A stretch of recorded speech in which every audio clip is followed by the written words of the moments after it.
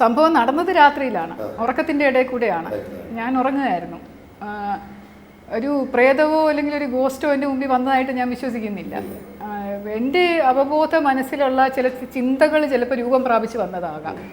കാരണം ആ കുട്ടിക്കൊരു ശരിക്കുള്ള ഒരു അമ്മ ഉണ്ടായിരുന്നു, ഈ സ്ത്രീ രണ്ടാനമ്മയാണ് എന്നുള്ള തിയറിയിൽ ഞാൻ മുറുകെ പിടിച്ചുകൊണ്ട് അന്വേഷിച്ചിട്ട് എനിക്കത് തെളിയിക്കാൻ പറ്റിയിട്ടില്ല.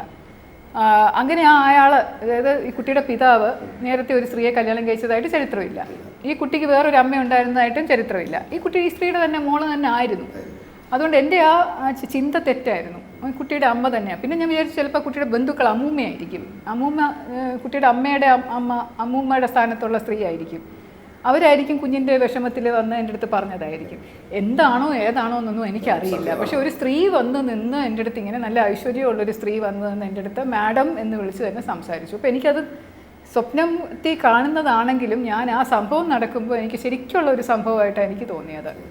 ഞാൻ അന്വേഷണത്തിൻ്റെ ഇടയിലൂടെ ഒരു സ്ത്രീയുടെ അടുത്ത് ചെന്നപ്പോൾ ആ സ്ത്രീ എൻ്റെ അടുത്ത് വന്ന് തുറന്നു പറയുന്നു കാര്യങ്ങൾ. അപ്പം നമുക്ക് വിറ്റ്നസ്സിനെ കിട്ടുന്നില്ല. ഒരു സ്ത്രീ ഇതാ വിറ്റ്നസ്സായിട്ട് സഹായിക്കാൻ വന്നിരിക്കുന്നു എന്നാണ് ആ സ്വപ്നം കണ്ടുകൊണ്ടിരിക്കുക എനിക്ക് തോന്നിയത്.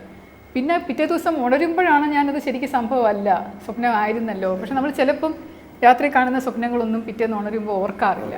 അപ്പോൾ ഇതെന്ന് എനിക്ക് നല്ല ഓർമ്മയുണ്ടായിരുന്നു. അപ്പോൾ അമ്മയിൽ നിന്ന് തുടങ്ങും, അവിടെ നിന്ന് നിങ്ങൾക്ക് തെളിവ് കിട്ടും, വേറൊരാളുണ്ട് എന്നൊക്കെ പറയുന്നതും ഒക്കെ നമ്മൾക്കതിങ്ങനെ ഓർത്തെടുക്കാനും ഒക്കെ പറ്റുകയും അതനുസരിച്ച് മുമ്പോട്ട് പോയപ്പോൾ തെളിയിക്കാൻ പറ്റുകയും ചെയ്ത ഒരു കേസായതുകൊണ്ട്. എന്നാൽ വേറൊരു കേസിലും ഇങ്ങനെ സംഭവിച്ചിട്ടുമില്ല. പലപ്പോഴും ഞാൻ വേറൊരു കുട്ടിയെ കാണാതായ സംഭവമുണ്ട് ആലപ്പുഴയിൽ.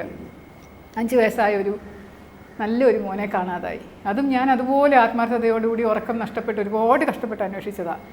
അതും ഞാൻ ഒരുപാട് തിയറികൾ ഇങ്ങനെ എന്തായിരിക്കും അതായിരിക്കും പലരെയും ചോദ്യം ചെയ്ത് ഒരു ഇതും ഇല്ലാത്തപ്പോൾ ഞാൻ ഒന്ന് സ്വപ്നം കാണണേ എന്ന് വിചാരിച്ച് ആരെങ്കിലും ഒന്നൊരു വഴി കാണിച്ചു തരണേ, ഏതെങ്കിലും ഒരു തെളിവ് കിട്ടണേ എന്നും പറഞ്ഞ് ഞാൻ പ്രാർത്ഥിച്ചുകൊണ്ട് ഉറങ്ങിയിട്ടുണ്ടെങ്കിലും എനിക്കിതുവരെ